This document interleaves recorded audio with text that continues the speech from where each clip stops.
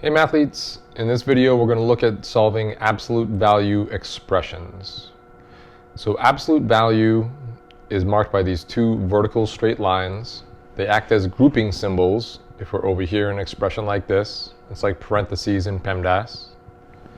So what absolute value means is what is its distance from 0.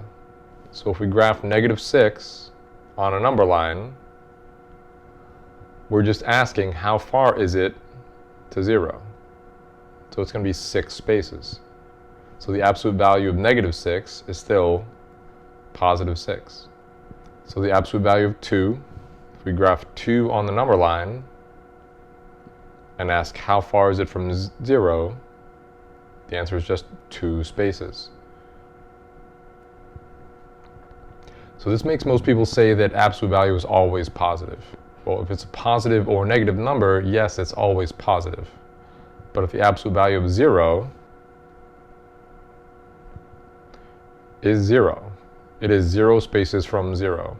So since technically 0 is not positive or negative, absolute value is not actually always positive. It's either positive or 0.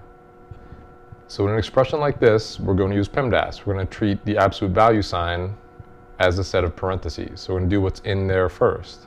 So we're going to take the absolute value of -2, which is going to be +2.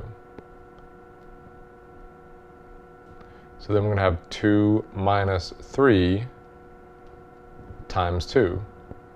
So since we have subtraction and multiplication, we're going to multiply first. So then we have 2 minus 6, and 2 minus 6 is 4. So if we evaluate this whole thing, we're going to wind up with 4. So over here we have 5 times the absolute value of 7 minus 9 plus 2. So remember, when a number is next to parentheses or a variable, that means multiply. So since the absolute value sign acts as a grouping symbol, it still means multiplication. So we're going to do what's inside the parentheses first. 7 minus 9 is -2. So we have 5 times the absolute value of -2 plus 2. So the absolute value of -2 is going to be +2.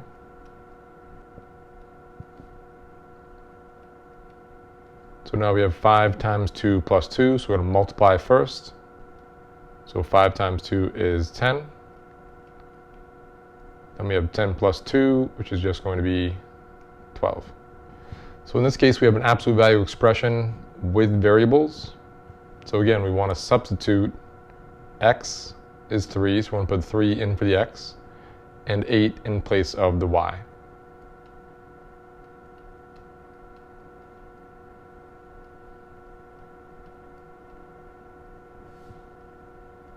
So now that we've substituted, we're going to do the same thing we've just done, which is use the order of operations to simplify the expression.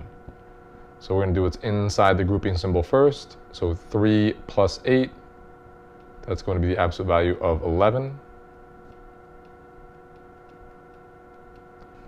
which leaves us with -2 plus 5 times the absolute value of 11. The absolute value of 11 is just 11. So now we have -2 plus 5 multiplied by 11. So we're going to multiply first.